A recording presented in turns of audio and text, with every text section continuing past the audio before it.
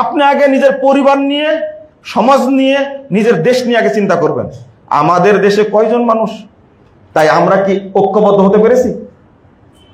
হতে পারেনি, ঐক্যবদ্ধ হতে পারেনি। এই যে মুসলিম দলগুলো এক হবে, এক দলকে ফাঁসি দেয়, আর এক দল চুপচাপ পান চাবায় বসে বসে। কত সুন্দর কথা! এক দলকে ফাঁসি দেয় আর আরেক দল টঙ্গীর মাঠে কত সুন্দর ওয়াজ করে, তাই না? আপনি নিজেই শোক পালন করতে পারেন না, নিজেই ইন্নালিল্লাহ করতে পারেন না, তা আপনি মুসলিম বিশ্ব নিয়ে চিন্তা করছেন কোন লজ্জায়? আপনি কতটুকু ঐক্যের মধ্যে আছেন? আল্লাহ বললেন, ওয়াতাসিমু বিহাবলিল্লাহি জামিআও ওয়ালা তাফাররাকু। আমরা এর অনুবাদ করি যে তোমরা আল্লাহর রজ্জুকে শক্ত করে কি করো? আঁকড়ে ধরো, শক্ত করে আঁকড়ে ধরো। আমরা বলি কথাটা, কিন্তু এই আয়াতের অর্থ আল্লাহ রজ্জু, এই আয়াতের অর্থ করছেন উসমান রাদিয়াল্লাহু আনহু, ইলজামু জামাআতাকুম লা তাসিরু আহজাবা। তোমাদের ঐক্যকে শক্ত করে ধরে রাখো, তোমরা দলে দলে বিভক্ত হয়ো না। আমরা এই আয়াতেরই খেলাপ করছি। আমাদের দেশে ইসরায়েল হামলা করে না, আমাদের দেশে পাকিস্তান হামলা করে না, আমরা তো ভালো আছি। ভারত আমাদেরকে চেপে ধরেছে, কিন্তু হামলা তো করেনি। এই সুখ স্বাচ্ছন্দ্য, এই অবস্থায় আমরা পরস্পরের ভাই ভাই এক হতে পারি না কেন? একদল ফতোয়া দিচ্ছে আহলে হাদিস মসজিদ যত আছে সবগুলো ভেঙে দাও, ডাইরেক্ট ফতোয়া দিচ্ছে এরা হলো কাফের, এরা হলো মুশরিক। কত সুন্দর ফতোয়া দেখেন। আপনি ভাবতে পারেন মুশরিক কাফের বলে ফতোয়া দিচ্ছে স্পষ্ট ভাষায়, এবং মসজিদ ভেঙে দিতে হবে।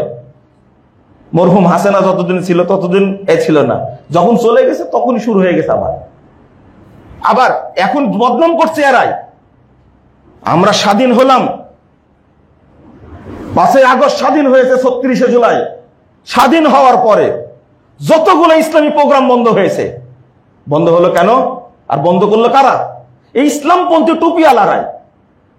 এজন্য বলছি যে মানে আপনি চিন্তা করতে পারবেন না আমাদের টুপিওয়ালাদের মধ্যে কত রকমের গ্রুপিং, কত রকমের ষড়যন্ত্র।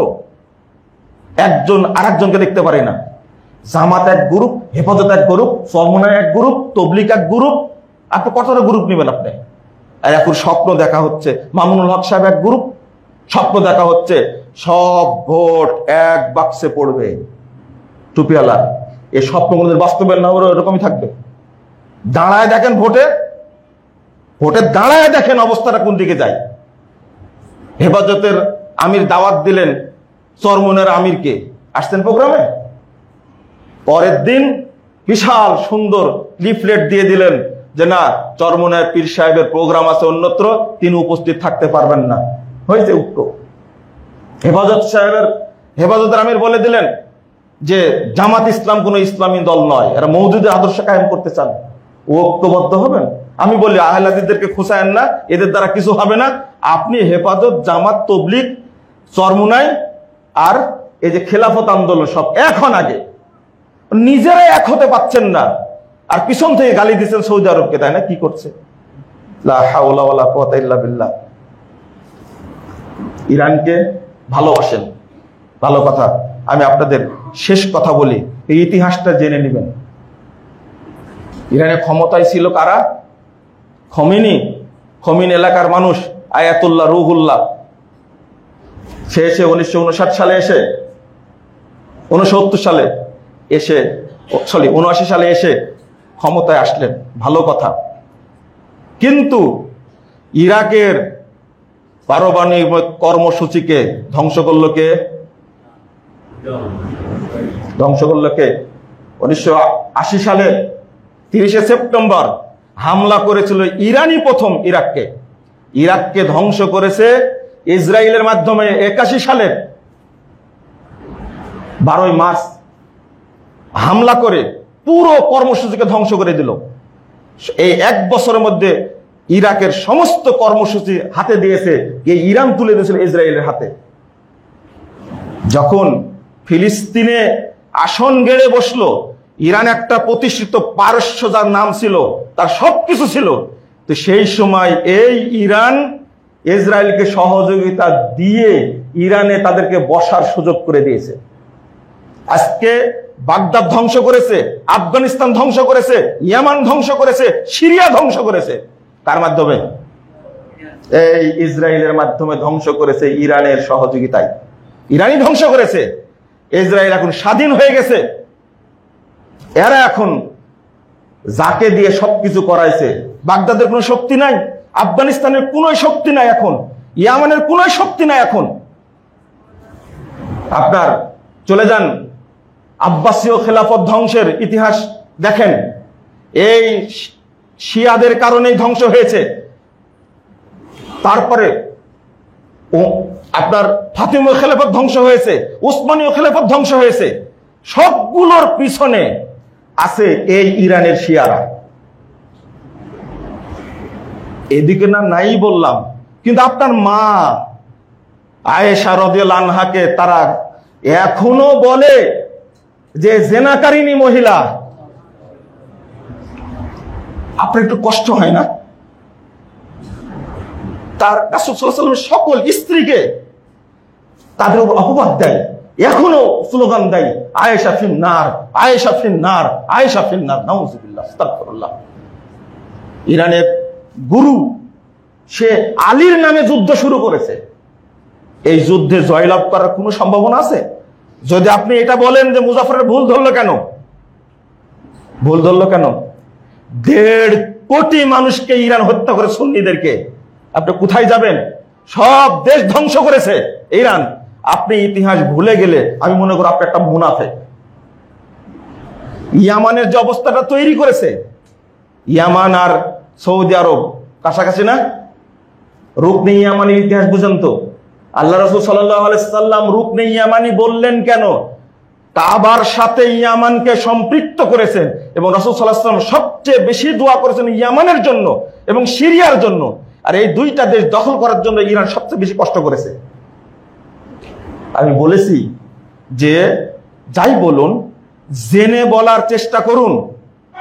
আজকে আপনারা বাংলাদেশ থেকে আবেদন জানাচ্ছেন, ওই যে একটা ইউটিউবার আছে, চ্যানেল আছে, কি নাম ওর নাম, সাগর। ওর জন্য সাগর, ফেরাউনের সাগর অপেক্ষা করছে। বলছে যে মক্কা এবং মদিনাকে সৌদি আরব থেকে মুক্ত করতে হবে। এই পরিকল্পনা কার? এটা শিয়াদের পরিকল্পনা না এটা? অথচ কত বাংলাদেশের কত মানুষ তাকে ভালোবাসে, ভালো খবর প্রদান করে, ভিতরে ভিতরে সবাই আসল জায়গায় গিয়ে গালি দেয়। এটা বুঝবেন না। নামগুলো বললে আপনার মনে কষ্ট পাবেন। আমরা তো পেপার পত্রিকা পড়ি, আমাদের কাছে নিউজগুলো আসে। তবে এই স্বপ্ন কোনোদিনও বাস্তবায়ন হবে না ইনশাআল্লাহ। আল্লাহ যাদেরকে দিয়ে হারামান পরিচালনা করবেন তাদেরকে আল্লাহ রক্ষা করবেন। যারা হারামাইনের বিরোধিতা করবে আল্লাহ তাদেরকে ধ্বংস করবেন, এতে কোনো সন্দেহ নাই ইনশাআল্লাহ। ইনশাআল্লাহ আপনাদের মনে অন্তত এতটুকু ঈমান আনা উচিত, এতটুকু ঈমান আনা উচিত যে আল্লাহ তুমি মুসলিম বিশ্বকে হেফাজত করো। যারা এদের শত্রু তাদেরকে তুমি কি করো? ধ্বংস করে দাও। কিন্তু আবেগী হবেন না, দয়া করে আবেগী হয়ে আপনি কখনো কোন নবীর প্রতি আবু বকর এবং ওমর রাদিয়াল্লাহু আনহুকে, এই দুইজনকে তারা হামান এবং ফেরাউনের সাথে তুলনা করে। আপনি এটাকে কিভাবে মেনে নেবেন? আপনি বলবেন যে দোষগুলো ধরছেন কেন? আমি তো আগে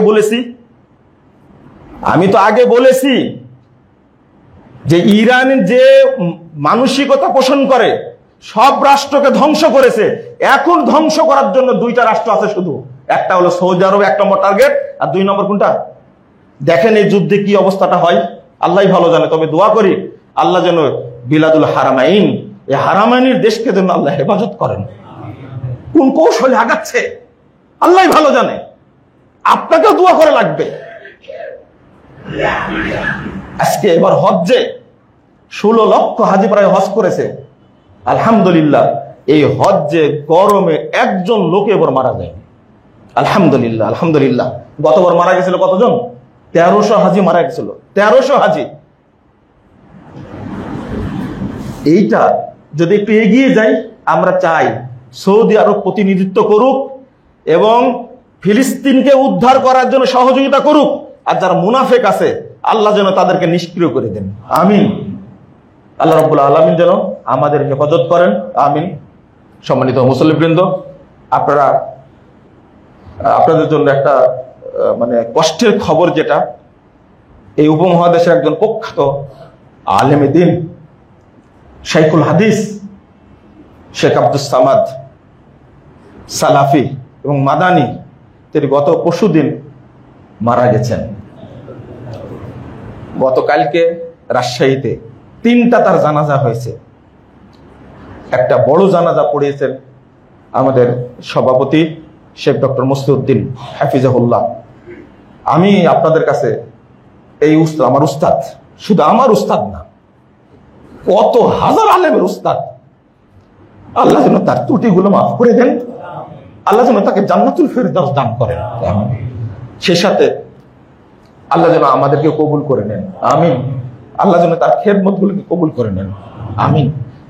রাজশাহীতে বিশাল একটা প্রতিষ্ঠান আল মারকাজুল ইসলামিয়া সালাফি, আমি মূলত সেখানকার ছাত্র। এই প্রতিষ্ঠান তিনি তিলে তিলে গড়ে তুলেছেন, এটা আমার চোখে দেখা। এই প্রতিষ্ঠানটা যেন কায়েম থাকে এবং সুন্দরভাবে পরিচালিত হয়, এই দোয়াটাও আপনারা করবেন। এই প্রতিষ্ঠানের জন্য তিনি অনেক কিছুই করেছেন, আমি আর বলছি না। আল্লাহ যেন তার খেদমতগুলো কবুল করে নেন।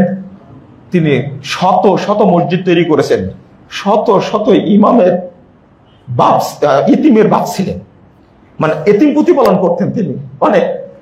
এবং তার মধ্যে একটা জিনিস দেখেছি, ছাত্র কিভাবে গড়ে উঠবে। একটা তার ভাষাটা ছিল, এই বাবুরা তোমরা এত কথা বলছো কেন, এই কথাটা অনেক কানে বাজে। আল্লাহ রাব্বুল আলামিন যেন তাকে জান্নাতুল ফেরদাউস উচ্চ স্থান দান করেন, আমিন। সাথে সাথে আমাদেরকে কবুল করে নেন, আমিন। তোমরা আল্লাহর সম্পর্কে, তার নিদর্শন, আয়াত এবং রাসূল সম্পর্কে তোমরা তুচ্ছ তাচ্ছিল্য করো, ঠাট্টা করো, ব্যঙ্গ করো, বিদ্রুপ করো। তোমরা আজকে কোনো উযর পেশ করো না। কাফারতুম বাদা ঈমানিকুম, তোমরা ঈমান আনার পরে কাফের হয়ে গেছো। কাফারতুম বাদা ঈমানিকুম, কাফের হয়ে গেছো। আমরা একটা হাদিসের অর্থ করি, খুব কৌশলী তো, যে মান তারাকাহা ফাকাদ কাফার, যে সালাত ছেড়ে দিল সে কুফরি করলো। এই যে ভাষাটা বলি, কিন্তু এটা সালাতদের অর্থ না। এই আয়াত, এই হাদিস উল্লেখ করে মানে সালাত ছেড়ে দিল, কুফরি করলো, মানে কাফের হলো না। কিন্তু ইবনু মাসউদ রাদিয়াল্লাহু আনহু তিনি বলছেন, লাউ তারাকুহা কানু কুফারা, তারা যদি সালাত ছেড়ে দেয় তাহলে কাফের হয়ে গেল। তো অনুবাদ তো আপনার কাছে শেখা লাগবে না, অনুবাদ শিখতে হবে কার কাছে? সাহাবীদের কাছ থেকে। এই হাদিসের অনুবাদ কি? কানু কুফারা। আবার এইটাই ইমাম ইবনে তাইমিয়া রাহিমাহুল্লাহ উল্লেখ করে বলছেন, যারা অর্থ করে কুফরি, এটা ভুল, বরং কানু কুফারা, সালাত ছেড়ে দিল মানে কাফের হয়ে গেল। আর কাফারতুম বাদা ঈমানিকুম, আজকে তোমরা উযর পেশ করছো, তোমরা তো ঈমান আনার পরে কি হয়ে গেছো? কাফের হয়ে গেছো। তুমি শরীয়তের নিদর্শনকে তুচ্ছ তাচ্ছিল্য করেছো। আমরা একটু এই কথাটা বলতে গিয়ে এই ভদ্রলোকের কথা বলতে গেছিলাম। আপনি ট্রিট করবে, তুচ্ছ তাচ্ছিল্য করবে। একজন খুব ভদ্র মানুষ বলছে যে আপনার একজন মানুষের কাপড়ই যদি এত লাগে, তাহলে এই জন্য তো বাংলাদেশে দুর্ভিক্ষ বেশি। জুব্বা পরেছে, আমি জুব্বা পরি না, খুব কম পরি। একদিন পরে তার সামনে গেছি, আপনারা যদি এত বড় কাপড় পরেন তো বাংলাদেশে দুর্ভিক্ষ তো এখানে আসবে। আর এই ভদ্র ইবলিস গুলোই বিভিন্ন ডিপার্টমেন্টে বসে থেকে এই দেশের হাজার হাজার কোটি টাকা আত্মসাৎ করছে। এরা কেউ মানুষ নয়, এরা সব শয়তানের শিকন্ডি। এদের চেহারা দেখতে যতই ভালো মনে হোক না কেন, এটা মনে রাখবেন, এরাই হলো দেশের অরিজিনাল শত্রু। একটা জুব্বা কিনতে কয় টাকা লাগে? আর একজন সচিব দেশ থেকে 5,000 কোটি টাকা পাচার করেছে। এরা ভদ্র মানুষ না, এরা ভদ্র শয়তান, এরা ইবলিসের চেয়েও খারাপ। চারিদিকে দুর্ভিক্ষ, কিন্তু এদের অন্তরটা কোনো দুর্বল হবে না, নরম হবে না। রাষ্ট্রীয় যন্ত্রে এই হারামজাদা শয়তান বলে বসে আছে। আল্লাহ এদেরকে যেন হেদায়েত দান করে। চলেন, ইসলাম সম্পর্কে যে ব্যঙ্গ যদি করে, এদের কিছু ব্যাকুবকে দিয়ে ডক্টর ইউনূস সাহেব নারী কমিশন তৈরি করে ইসলামকে কটাক্ষ করেনি? এদের বিচার হয়েছে? এদের বিচার হবে না। আপনি একটা দোয়া করবেন, যে দোয়াটা আমি এবার বেশি বেশি করেছি হজ সফরে, যে আল্লাহ যারা ইসলামকে ভালোবাসে, তাওহীদ এবং নবী রাসূলকে যারা ভালোবাসে, তাদের দ্বারা তুমি আমাদের দেশটা পরিচালনা করো। এই দোয়াটা অন্তত করবেন। এই ধরনের মানুষকে যেন আল্লাহ রাষ্ট্রযন্ত্রে নিয়ে আসে, যাদের মধ্যে ইসলামের কোনো নিদর্শন নাই, নীতি নৈতিকতা নাই। তাদের দ্বারা রাষ্ট্র পরিচালিত হলে এর দ্বারা রাষ্ট্রের, জনগণের, সম্পদের, জাতির, দেশের সবকিছুর ক্ষতি হবে, এতে কোনো সন্দেহ নেই। তো এরা তুচ্ছ তাচ্ছিল্য করে কেন? কারণ তাদের কাছে ইসলামী আদর্শ পছন্দ না, এদের কাছে পছন্দ হলো অন্যদের আদর্শ। তো অন্যদের আদর্শ পছন্দ হলে বহু মানুষ তো চলে যাচ্ছে আমেরিকায়, তো চলে যাও। বহু মানুষ চীনে চলে যাচ্ছে, চলে যাও। ইন্ডিয়ায় চলে যাচ্ছে, তুমি চলে যাও। এই দেশের মানুষকে বিভ্রান্ত করবে কেন? ইহুদিরা সংখ্যায় কম, কিন্তু সারা পৃথিবী শাসন তারাই করছে। বাংলাদেশেও ঠিক এই গুটি কয়েক নাস্তিক, এই মুরতাদদের সংখ্যা খুবই কম, কিন্তু ওরাই দেশটা পরিচালনা করছে। যতদিন ইসলামপন্থীরা না জাগবে এবং সঠিক রুটে না আসবে, ততক্ষণ এ দেশে প্রকৃত শান্তি ফিরে আসবে না। আপনারা বর্তমান প্রেক্ষাপটে, আমি ওই কথাটাই, ওই হাদিসটা বলবো বলেই কয়েকটা কথা বললাম। আপনি আমার সম্পর্কে খারাপ ধারণা করেন, বা আমি আপনার সম্পর্কে খারাপ ধারণা করি, আমি আপনার সম্পর্কে খারাপ ধারণা করি, যেটা আপনার এই গুণ না, আপনার মধ্যে এই গুণ নাই, ওই অপরাধ নাই, কিন্তু আপনার সম্পর্কে আমি ওই খারাপ ধারণাটা রাখি। তাহলে কিয়ামতের মাঠে কিন্তু আপনাকে আমাকে মুখোমুখি করবেন কে? আল্লাহ। প্রত্যেককেই সামনে দাঁড়াতে হবে। তখন তো আপনার কাছে প্রমাণ সহ আল্লাহ উপস্থাপন করবেন। রাসূল সাল্লাল্লাহু আলাইহি ওয়াসাল্লাম বলছেন, 4242 নম্বর হাদিস, না সরি 4229 নম্বর হাদিস, 30 নম্বর হাদিস। রাসূল সাল্লাল্লাহু আলাইহি ওয়াসাল্লাম বলছেন, ইন্নামা ইউবআসুন নাস আলা নিয়াতিহিম। যার মধ্যে যে নিয়াত ছিল, কিয়ামতের দিন ওই ব্যক্তি ওই নিয়াতের উপরেই উঠবে। ইউহশারুন নাস, মানুষকে জমা করা হবে কিয়ামতের মাঠে আলা নিয়াতিহিম। আজকে যদি আপনার মধ্যে ইহুদি খ্রিস্টানদের প্রতি মহব্বত থেকে থাকে, মারা যাওয়ার পরে ওটা প্রমাণ করে দেবেন আল্লাহ। ইসলামের প্রতি তোমার মহব্বত ছিল না, ছিল কার প্রতি? তোমার ইসলামের প্রতি মহব্বত ছিল না, তোমার মহব্বত ছিল শিয়াদের প্রতি। গত খুতবা দিয়ে গেলাম, খুতবা সম্পর্কে আপনারা অনেক অনেক কথা বলেছেন, ভালো বলেছেন, অনেকে ভালো বলেছেন, কিন্তু কিছু লোক তো খুব গালিগালাজ করে মেসেজও তো দিয়েছেন, তাই না? আপনার ভিতরে যে শিয়া প্রীতি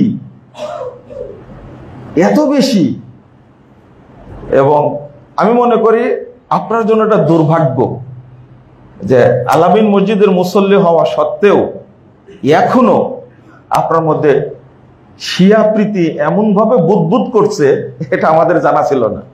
এই পরিশ্রমগুলো সম্পূর্ণ বৃথা। তো কিয়ামতের মাঠে আপনার আমার একটা প্রমাণ হবে যে আপনি ইসলাম প্রীতি বেশি ছিল না শিয়া প্রীতি বেশি ছিল। শিয়াদের সম্পর্কে এত আলোচনা করা হচ্ছে, কিন্তু আপনার মন থেকে সেই মহব্বতটা এখনো যায়নি কেন? আমাকে যদি আপনি সৌদি আরবের দালাল বলেন, তবে আমি আলহামদুলিল্লাহ বলবো, কারণ আমরা বিলাদুত তাওহীদ, তাওহীদে একটা রাষ্ট্রের দালাল আমি, আলহামদুলিল্লাহ। কিন্তু আপনি কার দালাল? আপনি ভিতরে ঢুকেন, একটু বুঝেন। আমি কোনোদিন বলিনি আপনাকে যে সৌদি আরবের যারা শাসনকর্তা, শাসন ব্যবস্থা চালাচ্ছে তারা ফেরেশতা, আমি কখনো বলেছি? তাদেরকে দোষ ত্রুটি নাই? এইটা আমি কোনোদিন বলিনি যে তারা নির্দোষ, নিষ্পাপ, মাসুম, তাদের কোনো দোষ নাই। কিন্তু আমার মাঝে যে জিনিসটা আছে, এটার জবাবটা কি হবে? যারা এই যে এখন তো আরো আমরা বিপাকে পড়ে গেছি, তাই না? যে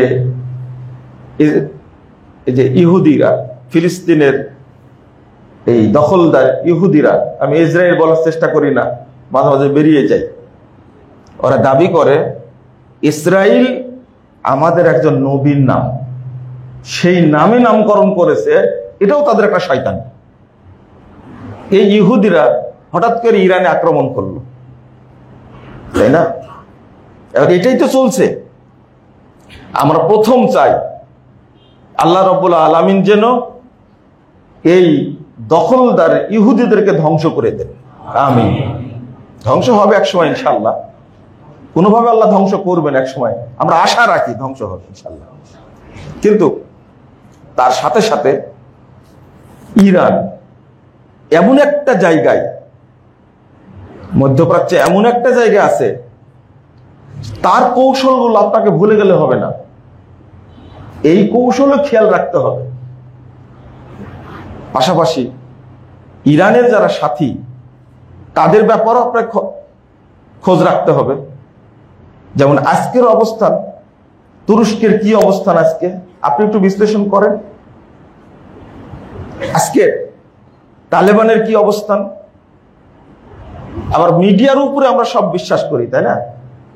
দেখেন একটা পত্রিকা, আমরা কয়েকদিন থেকে খেয়াল করছি, একটা পত্রিকা এতটাই এটাকে বেশি বেশি প্রমোট করছে, অথচ সারা বছর মুসলিম বিশ্ব সম্পর্কে, ইরান সম্পর্কে, ফিলিস্তিন সম্পর্কে কোনো কথা লেখেনি। মানে একটা মানুষ যতবার ওই পত্রিকা পড়বে ততবার তারই তো লাভ, অ্যাড আসছে। গত এই যে ফিলিস্তিনের হামলা নিয়ে এক বছরে 20 বিলিয়ন পাউন্ড রয়টার্স পত্রিকা শুধু তারা লাভ করেছে 20 বিলিয়ন পাউন্ড। আপনি চিন্তা করতে পারছেন? শুধু খবর প্রচার করে। এটাতে তাদের লাভ হলো, আমরা যত প্রচার করব ব্যবসা তত বাড়বে। আমাদের দেশের পত্রিকাগুলো কিন্তু এই লোভটা তারা নিয়ন্ত্রণ করতে পারেনি, তারা বলগাহীনভাবে প্রচার করছে। যত প্রচার করা যাবে তাদের জন্য তত লাভ হবে। কিন্তু সত্য ঘটনা কি হচ্ছে এটা আল্লাহ ছাড়া কেউ জানেন না। তখন আমরা ছোট ছিলাম, সাদ্দাম যখন আক্রমণ করেন কুয়েতে, তখন তো আমরা সংবাদ শুনেছি বেশি বেশি, এই সাদ্দাম জয়লাভ করলো, এই 2 দিন পরেই হয়তো বা সংবাদ আসবে আমেরিকা পালিয়ে গেছে। এই যে আপনাদের আমাদের চিন্তা, এই চিন্তার সাথে বাস্তবতার কোনো মিল ছিল? পরে সাদ্দামের অবস্থা সাথে কি করলো? পরবর্তীতে এসে সাদ্দামকে মারলো কারা? এইগুলো আমরা কেউ বিশ্লেষণ করি না, শুধু পরস্পরকে দোষারোপ করে থাকি। না, দোষারোপ করবেন না, আগে জানার চেষ্টা করুন। এই অনুরোধটা থাকবে আপনাদের প্রতি, আগে জানার চেষ্টা করুন। তবে ইমানের ক্ষেত্রে খুব জরুরি যেটা, সেটা হলো, যদি প্রশ্ন করি এখন আপনাদেরকে, ইউক্রেন এবং রাশিয়া যুদ্ধ হচ্ছে, আপনি কার পক্ষে? কারো পক্ষে না। রোম এবং পারস্য যখন যুদ্ধ চলছিল, এই দুইটার কার পক্ষে মুসলিমরা ছিল? পারস্যের পক্ষে না রোমের পক্ষে? দুইটাই কি মুসলিম রাষ্ট্র ছিল? অঞ্চল কি মুসলিম অঞ্চল ছিল? না। এখন এখানে একটা সূত্র উল্লেখ করেন, সেটা হলো এই বিশ্বে মুসলিমদের সবচেয়ে বেশি ক্ষতি করছে কে? আমেরিকা। আমেরিকা না? আমেরিকাকে যে শাস্তা করতে পারবে আমি তার পক্ষে আছি। যদি বলেন তাহলে ভুল হবে। আমেরিকা কখনো রাশিয়ার বিপক্ষে যাবে না। আপনি শুধু এই উদাহরণটা আপনি মনে রাখবেন শুধু। এবং রাশিয়া আর আমেরিকা দুইটা যে লেগে যায়, ইউক্রেনের সাথে আপনার ইউরোপ আছে, আমেরিকা আছে, তারা চেষ্টা চালাচ্ছে। রাশিয়াকেও কিন্তু ভালো রাখেনি। আপনারা জানছেন যে 10 লক্ষ সেনাকে হারিয়েছে রাশিয়া। তো পরবর্তী পদক্ষেপ কি হবে? কিন্তু মনে মনে সবাই চান যে আগে আমেরিকা বিচ্ছিন্ন হোক, বিভক্ত হোক। চান না এটা? এটা হলো ট্রাম্পের উপহার। এই যে ইরানে হামলা করা কার উপহার? ট্রাম্প ক্ষমতায় আসলো, ট্রাম্পের একটা বিশেষ উপহার। সে তো ফিলিস্তিনের মানুষগুলোকে বাঁচাতে পারলো না। পারলো? পারেনি। অস্ত্র বিক্রির খুব সুন্দর একটা পথ হলো এই একজন আরেকজনের সাথে যুদ্ধ লাগানো। আপনার আমার ফায়দাটা এই জায়গায় কি? আমাকে প্রথম দেখতে হবে মুসলিমদের স্বার্থ। প্রথম দেখতে হবে মুসলিমদের স্বার্থ। এখানে আমরা একটু ভাগ করে ফেলবো ইনশাআল্লাহ। 1 নম্বর ভাগ করব, আমরা ইহুদিদের সাথে আদর্শিক কোনো সম্পর্ক রাখবো না। বিধর্মীদের সাথে, খ্রিস্টানদের সাথে আমরা আদর্শিক কোনো সম্পর্ক রাখবো না। আল্লাহ রাব্বুল আলামিন বলছেন, ইয়া আইয়ুহাল্লাযীনা আমানু ইন তাত্তাবিউ ইন তুতিউ ফারিকাম মিনাল্লাযীনা উতুল কিতাব। 100 নম্বর আয়াত সূরা আল ইমরান। তোমরা যদি তাদের অনুসরণ করো যাদেরকে কিতাব দেওয়া হয়েছিল, ইয়ারুদ্দুকুম বাদা ঈমানিকুম কুফফারা, তারা তোমাদেরকে ঈমান আনার পরে তারা তোমাদেরকে কাফের বানায় দিবে। তাহলে আপনি রাজনৈতিকভাবে বা এই যে পররাষ্ট্র নীতির ক্ষেত্রে ততক্ষণ কাফের হবেন না যতক্ষণ তাদের সাথে আপনি যুদ্ধে সম্পদের দিক থেকে সহযোগিতা না করবেন। কিন্তু ইয়ারুদ্দুকুম বাদা ঈমানিকুম কাফিরিন, ইহুদি খ্রিস্টানরা চায় মূলত ঈমান ধ্বংস করে মুসলিমদেরকে কাফের বানাতে। এটা আল্লাহ বলে দিচ্ছেন। তাহলে প্রথমত আমরা বিধর্মীদের কোনো আদর্শের অনুসরণ করব না। 1 নম্বর, কোনো আদর্শের অনুসরণ করব না। দেখেন মুহাম্মদ রাসূলুল্লাহ সাল্লাল্লাহু আলাইহি ওয়াসাল্লাম কত বিরোধী ছিলেন তাদের। যখন জানতে পেলেন মদিনায় আসার পরে যে এই মানে 10ই মুহররম ইহুদিরাও সিয়াম রাখে, যখন জানতে পারলেন তখন রাসূল সাল্লাল্লাহু আলাইহি ওয়াসাল্লাম বলে দিলেন যে আগামী বছর থেকে 9-10 রাখবো, তা ওদের সাথে মিল রেখে করব না। মাওকুফ সূত্রে একটা হাদিস আসছে, ইবনে আব্বাস রাদিয়াল্লাহু আনহু বলছেন যে 10-11 যে কোনো একটা রাখেন আপনি, কিন্তু শুধু 10 রাখলে সিয়াম, কিন্তু সিয়াম একটা ইবাদত, তারা 10 তারিখে রাখে বলে আমরা রাখবো না। আমরা 9-10 রাখবো অথবা কি 10-11 রাখবো, তা ওদের সাথে মিল রাখবো না। রাসূলুল্লাহ সাল্লাল্লাহু আলাইহি সাল্লাম জানতে পারলেন যে ইহুদিরা খ্রিস্টানরা দাড়িতে, সাদা দাড়িতে রং দেয় না। তখন স্পষ্ট ঘোষণা করলেন যে তোমরা দাড়িতে কি দাও? সাদা দাড়িতে রং করে মেহেদি দিয়ে কি করো? পরিবর্তন করে দাও, কিন্তু ওদের সাথে মিল রেখে দাড়ি রেখো না। জানতে পেলেন যে ওরা দাড়ি কাটে আর মুছ রাখে, গোফ রেখে দেয়, বড় করে। রাসূল সাল্লাল্লাহু আলাইহি সাল্লাম বললেন যে না, তোমরা দাড়ি লম্বা করো আর গোফ ছোট করো। কত দলিল নেবেন? রাসূল সাল্লাল্লাহু আলাইহি সাল্লাম মদিনায় এসে দেখলেন যে এরাও তো দেখছি 2 দিন কি করে? আনন্দ করে। রাসূলুল্লাহ ঘোষণা করে দিলেন, কদ আবদালাকুমুল্লাহ, আল্লাহ তোমাদের জন্য এই 2 দিনের পরিবর্তে উত্তম 2টা দিন পরিবর্তন করে দিয়েছেন। একটা হলো ইয়ামুল আজহা আর একটা ইয়ামুল ফিতর। ওটা ছিল খেলাধুলা, নেকির উদ্দেশ্যে গিয়েছিল না। অতএব এখন তোমরা ওটা ইবাদতের মাধ্যমে কি করো, তাকবীর বলো, সালাত আদায় করো, পরস্পরের সাথে দেখা হলে তোমরা কৌশল বিনিময় করো, সবগুলো যেন হয় কি ইবাদত। তাকাব্বালাল্লাহু মিন্না ওয়া মিনকুম। এই যে প্রতিটি ক্ষেত্রেই রাসূল সাল্লাল্লাহু আলাইহি ওয়াসাল্লাম তাদের বিরোধিতা করেছেন, আর তারই উম্মত হিসাবে আমরা কোনো ক্ষেত্রে তাদের মানে বিরোধিতা করছি না, সব ক্ষেত্রেই মিল রাখছি, সব ক্ষেত্রে মিল রাখছি। এমনকি আপনি চুলটা যে কাটান, তবুও কি ইসলামকে অনুসরণ করেন? না, অনুসরণ করেন না। সাধারণ চুল কাটার কথা বললাম। আপনি সালাম বিনিময় করতে যান, বাড়ি থেকে বের হতে চান, তখন কি মুহাম্মদুর রাসূলুল্লাহ সাল্লাল্লাহু আলাইহি ওয়াসাল্লামের অনুসরণ আমরা করি? এখন সবাই বাম হাত দিয়ে টাটা বাই বাই, এটাও বাচ্চাকে শিখিয়ে দিছি। অথচ এখানে কি বলার দরকার ছিল এটা শিখাই না কিন্তু। এবং ফোন ধরলে কি বলছি, হ্যালো হ্যালো হ্যালো, যতক্ষণ না শুনতে পারবে ততক্ষণ কি বলবে। আর আপনারা আবার বলেন যে হ্যালো তো কুকুরকে ডাকে। আপনি সালাম দিবেন, সে সালামের উত্তর দিবে, কিন্তু মানে আমাকে সবই তাদের অনুসরণ করতে হবে।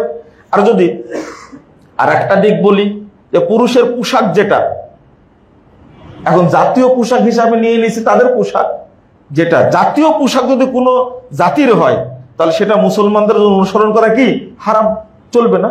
আর আমাদের মা বোনরা যেটা নিয়েছে সেটা কি,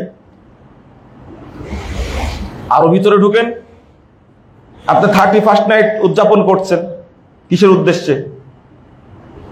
ওখানে গিয়ে কি করছেন? সবগুলো শিরকের আড্ডা। আপনি ঈমান হরণ ওই জায়গায় হচ্ছে। জন্মদিবস পালন করছেন, মৃত্যু দিবস পালন করছেন, এটা কি উদ্দেশ্য? উদ্দেশ্যটা কি এই জায়গায়? এটাতে সবকিছুই হলো ঈমান নষ্ট করার জন্য। ঘটা করে 14ই ফেব্রুয়ারি উদযাপন করছেন, ঘটা করে 1লা বৈশাখ উদযাপন করছেন, ঘটা করে আপনি উদযাপন করছেন 1লা ফাল্গুন। এগুলো সব হলো বিধর্মীদের আদর্শ। এগুলোর মূলে আছে মানুষের ঈমানকে কি করা, নষ্ট করা, ঈমান ধ্বংস করে দেওয়া উদ্দেশ্য। তো আপনি এগুলো থেকে বের হতে পারছেন না। আপনি মোমবাতি জ্বালাবেন, কেক কাটবেন, মঙ্গল শোভাযাত্রা করবেন, সাথে সাথে আপনার ভিতরে কি ঈমান থাকবে? সব গেল। ঈমান নাই। প্রথমত আমি বলি যে ঈমান কোথায় গেল? ঈমান নষ্ট হয়ে গেল। ঈমান ছিল কি যে নষ্ট হবে? এটা মানুষ বুঝতেছে না এখনো। আপনি বলছেন ঈমান নষ্ট হয়ে গেল, আমার প্রশ্ন, ঈমান কি ছিল? থাকলে না নষ্ট হবে? যে জীবনে কোনোদিন ওযু করেনি, তার ওযু কত বছর বয়সে নষ্ট হবে? যে ওযুই করেনি, তার ওযু তো কিয়ামত পর্যন্ত নষ্ট হবে না। আপনার ভিতরে ঈমান আসলে না ঈমান নষ্ট হবে। আপনার অবস্থা অনুযায়ী বোঝা যাচ্ছে ঈমান কোনোদিন ঢুকেইনি। মনে হয় আপনি অপেক্ষা করছেন যে 5 আগস্ট দিবস ঘোষণা করেছে, 5 আগস্ট ছাত্ররা শহীদ হয়েছে, তাদের দিনটা আগামী 5 আগস্ট থেকে পালিত হয়ে মনে করেন 1 মাস পরে পালিত হবে। এখানে আপনি আগের থেকে প্রস্তুতি নিচ্ছেন, একে কি কি, এই দিন কি কি মূর্তি পূজা করা যায়, না সাপ পূজা করবেন, না হাতি পূজা করবেন, না বানর পূজা করবেন, না ভল্লুক পূজা করবেন, এগুলো আগে থেকে পরিকল্পনা করছেন। যার মধ্যে এই চেতনা আছে, তার বাড়ির উপর দিয়ে কোনোদিন ঈমান গেছিল? বুঝেননি মনে হয় কথাটা। এর ভিতরে আছে কি শিরকি আকীদা, ভিতরে আছে কুফরি আকীদা, ভিতরে আছে তাগুতি আকীদা। আপনার মধ্যে ঈমান গেল কখন আর নষ্ট হলো কখন? আগে বুঝতে হবে ঈমান ছিল কিনা, তারপরে আপনাকে বক্তব্য দিতে হবে ঈমান ভঙ্গের কারণ কি কি। অজু করার পরে ভাবতে হবে যে অজু নষ্ট হয় কি কি করলে। কি কি করলে? পেশাব করলে তো অজু নষ্ট হয়ে যায়, দুই রাস্তা দিয়ে কিছু বের হলে অজু নষ্ট হয়ে যায়। আপনাকে এটা তখন বুঝতে হবে। আমাদের আসলে ঈমানটাই নিয়ে আসতে পারেনি, তাওহীদের উপরেই থাকতে পারেনি। দিবস আসলেই সবাই চলে যায় কোন জায়গায়? কাদের আদর্শ এটা? দিবস আসলেই শহীদ মিনারে যেতে হবে। মোল্লারা কোনো কথা বলে আপনারা খুব কষ্ট পান। কেন এই সমস্ত কথা মসজিদে দাঁড়িয়ে বলবেন? কি বলবো? আপনার গুণগান গাইব? শুধু তাবিজ ঝুলালে শিরিক হয়? কোন মূর্খ আপনাকে বলেছে? শহীদ মিনারে ফুল দিলে শিরিক হয় না আপনাকে কে বলেছে? কোন মোল্লা বলেছে? কাকে দিচ্ছেন ফুলটা? খাম্বা কেন তৈরি করা হয়েছে? সালাম বরকত জাব্বার শহীদ হয়েছে ভাষার জন্য। আপনার মুখ থেকে কোনোদিন বের হয়েছে আল্লাহ যেন তাদের মর্যাদা কিয়ামতে বৃদ্ধি করে দেন, জান্নাতে যেন আল্লাহ তাদেরকে উচ্চ মর্যাদা দান করেন? তো মোল্লারা এই দোয়া করে। আপনি তো দোয়া করতেও জানেন না, আর আপনি দোয়া করলে তো কাজেও আসবে না।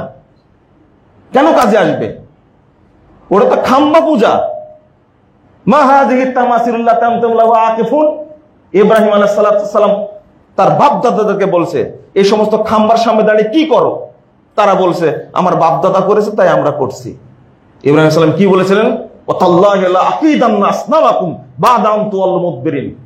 তোমরা যখন থাকবে না, চলে যাবে মেলায়, আমি সবগুলোকে ভেঙে সাইজ করে দেব। ফাজালাহুম জুযান ইল্লা কাবীরাল্লাহুম। বড়টা রেখে সবগুলো ভেঙে চুরমার করে দিলেন। এটা হওয়া উচিত আপনার আদর্শ। আর সেখানে কি আপনি পূজা করছেন আর নিজে নিজে বলছেন আমি বড় মুসলমান, আমি পাক্কা মুসলমান। মুহাম্মদ রাসূলুল্লাহ সাল্লাল্লাহু আলাইহি সাল্লাম যদি আপনার নবী হয়, যদি ইব্রাহিম আলাইহিস সালামকে যদি আপনি আবুল আম্বিয়া মানেন, আদর্শ মানেন, তো দুইজনেরটা বাস্তবায়ন করেন দেখি। মুহাম্মদ সাল্লাল্লাহু আলাইহি সাল্লাম মক্কা বিজয়ের দিনে কাবা ঢুকেই ইবনে মাসউদ রাদিয়াল্লাহু আনহু বলছেন দাখালান নবী সাল্লাল্লাহু আলাইহি ওয়াসাল্লাম মক্কা ওয়া হাওলাল কাবা সালাসাতু ওয়া সিত্তুনা নুসবা। আল্লাহ রাসূল মক্কায় ঢুকলেন আর কাবার চতুর্পাশে 360টা মূর্তি সাজানো ছিল। কাবা ঘরের ভিতরে মূর্তি ছিল না, পাশে মূর্তি ছিল সাজানো। হাওলাল কাবা ফাজালা ইয়াতুনু বিউদিন ফি আদিহি।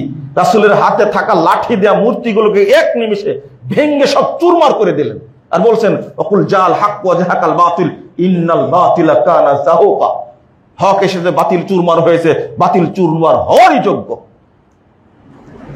এই নিজের মনের মূর্তিটাকে আগে ভাঙেন। দ্বিতীয়ত আমি আপনাদের শেষে বলবো যে প্রথম দোয়া করবেন আল্লাহ যেন মুসলিম উম্মাকে হেফাজত করেন। যারা মুসলিম উম্মার শত্রু আল্লাহ যেন তাদের ধ্বংস করেন। মুসলিম উম্মাকে যেন আল্লাহ ঐক্যবদ্ধ করে দেন। আমিন। আপনি যখন মুসলিম উম্মা নিয়ে চিন্তা করবেন তখন আপনি আগে নিজের পরিবার নিয়ে, সমাজ নিয়ে, নিজের দেশ নিয়ে আগে চিন্তা করবেন। আমাদের দেশে কয়জন মানুষ? তাই আমরা কি ঐক্যবদ্ধ হতে পেরেছি? হতে পারেনি, ঐক্যবদ্ধ হতে পারেনি। এই যে মুসলিম দলগুলো এক হবে, এক দলকে ফাঁসি দেয় আর এক দল চুপচাপ পান চাবায় বসে বসে। কত সুন্দর কথা! এক দলকে ফাঁসি দেয় আর আরেক দল টঙ্গীর মাঠে কত সুন্দর ওয়াজ করে, তাই না? আপনি নিজেই শোক পালন করতে পারেন না, নিজেই ইন্নালিল্লাহ করতে পারেন না, তা আপনি মুসলিম বিশ্ব নিয়ে চিন্তা করছেন কোন লজ্জায়? আপনি কতটুকু ঐক্যের মধ্যে আছেন? আল্লাহ বললেন ওয়াতাসিমু বিহাবলিল্লাহি জামিআও ওয়া লা তাফাররাকু। আমরা এর অনুবাদ করি যে তোমরা আল্লাহর রজ্জুকে শক্ত করে কি করো? আঁকড়ে ধরো, শক্ত করে আঁকড়ে ধরো। আমরা বলি কথাটা, কিন্তু এই আয়াতের অর্থ আল্লাহ রজ্জু, এই আয়াতের অর্থ করছেন উসমান রাদিয়াল্লাহু আনহু ইলজামু জামাআতাকুম লা তাসিরু আহজাবা। তোমাদের ঐক্যকে শক্ত করে ধরে রাখো, তোমরা দলে দলে বিভক্ত হয়ো না। আমরা এই আয়াতেরই খেলাপ করছি। আমাদের দেশে ইসরায়েল হামলা করে না, আমাদের দেশে পাকিস্তান হামলা করে না, আমরা তো ভালো আছি। ভারত আমাদেরকে চেপে ধরেছে, কিন্তু হামলা তো করেনি। এই সুখ স্বাচ্ছন্দ্য, এই অবস্থায় আমরা পরস্পরের ভাই ভাই এক হতে পারি না কেন?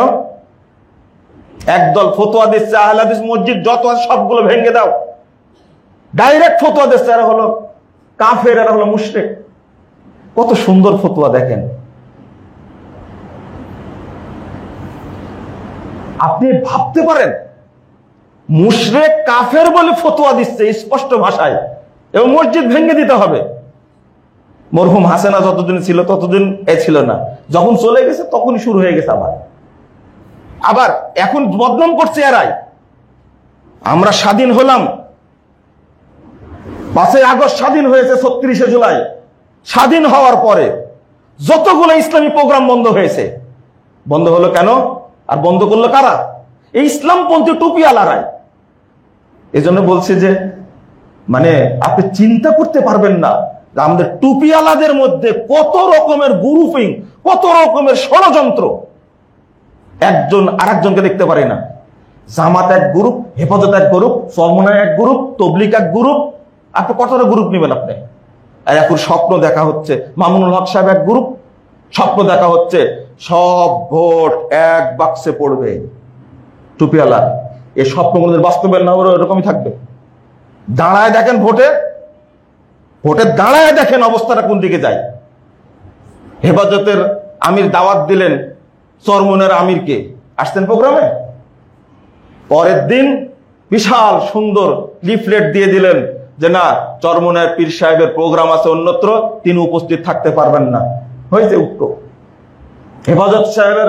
হেফাজতের আমির বলে দিলেন যে জামাত ইসলাম কোন ইসলামী দল নয়, এরা মওদুদের আদর্শ কায়েম করতে চান। ও ঐক্যবদ্ধ হবেন? আমি বলি আহলে হাদিসদেরকে খুঁচায়েন না, এদের দ্বারা কিছু হবে না।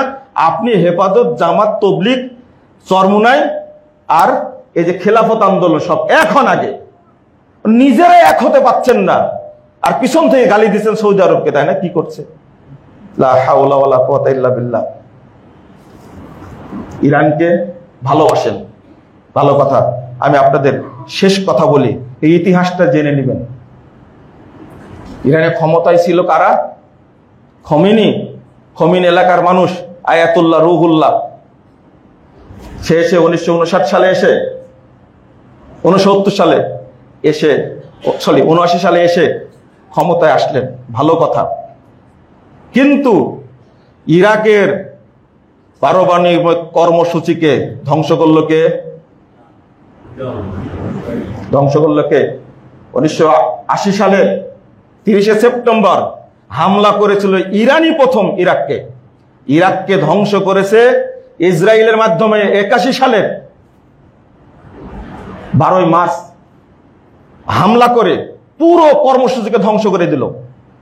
এই 1 বছরের মধ্যে ইরাকের সমস্ত কর্মসূচি হাতে দিয়েছে এই ইরান, তুলে দিয়েছিল ইসরায়েলের হাতে। যখন ফিলিস্তিনে আসন গেড়ে বসলো, ইরান একটা প্রতিষ্ঠিত পারস্য যার নাম ছিল, তার সবকিছু ছিল, তো সেই সময় এই ইরান ইসরায়েলকে সহযোগিতা দিয়ে ইরানে তাদেরকে বসার সুযোগ করে দিয়েছে। আজকে বাগদাদ ধ্বংস করেছে, আফগানিস্তান ধ্বংস করেছে, ইয়ামান ধ্বংস করেছে, সিরিয়া ধ্বংস করেছে। কার মাধ্যমে? এই ইসরায়েলের মাধ্যমে ধ্বংস করেছে, ইরানের সহযোগিতায়। ইরানই ধ্বংস করেছে। ইসরায়েল এখন স্বাধীন হয়ে গেছে। এরা এখন যাকে দিয়ে সবকিছু করাইছে, বাগদাদের কোনো শক্তি নাই, আফগানিস্তানের কোনো শক্তি নাই, এখন ইয়ামানের কোনো শক্তি নাই। এখন আপনার চলে যান আব্বাসীয় খেলাফত ধ্বংসের ইতিহাস দেখেন, এই শিয়াদের কারণেই ধ্বংস হয়েছে। তারপরে আপনার ফাতিমীয় খেলাফত ধ্বংস হয়েছে, উসমানীয় খেলাফত ধ্বংস হয়েছে। সবগুলোর পিছনে আছে এই ইরানের শিয়ারা।